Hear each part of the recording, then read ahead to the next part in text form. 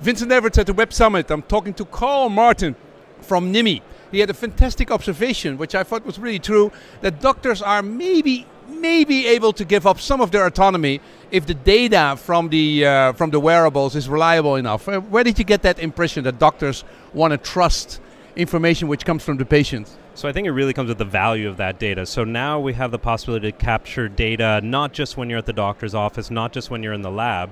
It's 24 hours a day as long as you're wearing something and you have a sensor on you. And I think there's such value in that being sort of in-flight data of what's happening with you. Doctors recognize that, and so that opens up the slowly. But you have met one doctor which recognizes it, and which says, if you wear something, you know, about your heart rate or your blood pressure or something like that, I'm willing to take that into account with my advice. So I think so. Let's say forward-thinking doctors, technologically savvy doctors. I mean, I think it's traditionally an area where there's a control for reasonable reasons because, you know, the accuracy of the diagnosis matters. But there's just such valuable information that there are, I think, there are doctors, and this is a movement willing. Yeah, you said... every time my blood pressure is measured in the hospital, I basically go into stress mode, yes. And then I have a huge amount of problem. Yeah, I mean, when you test something, you affect it, right? And if you're testing it once a year when I'm at the doctor, you know, suddenly I have high pressure all the time. No, actually, it's just when I go to the doctor.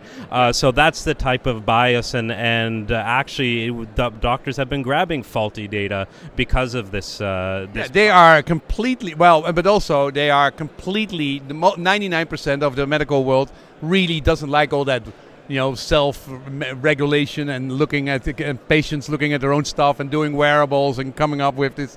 They don't like it, and they say it's not healthy. You say it's also not healthy, yeah? Because this self-measurement is not very efficient. So I think what's important is we're democratizing the capture of the information, but then there's the insights, and I think it's important to understand that not everybody's going to have the insights. This is based on science and the medical profession, so I think this is a cooperative approach, which is I want to capture a lot of information 24 hours a day. I want to see that information, but I also trust that the doctor is what's going to give me the truly useful insights in that, so it's a cooperation. Yeah. Do you have any reasons to back that up, that really doctors are changing? So, I mean, we've seen many of the companies that are involved with more healthcare-focused wearables.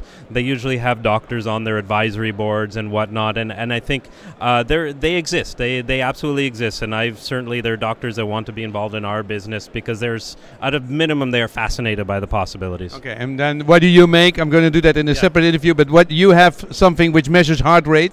So we measure the electrocardiogram specifically, so it's a wearable, and the focus actually isn't healthcare, but it's a general signal that is the electrical activity of the heart. Yeah. We use it to authenticate identity. It's like a fingerprint, and we use that then to unlock things, replace your password and your PIN. So we're going to talk that into the next interview. So NYmi, I mean, first the insight, there is a change that doctors are slowly adapting to wearable information which is reliable enough and also 24 hours enough.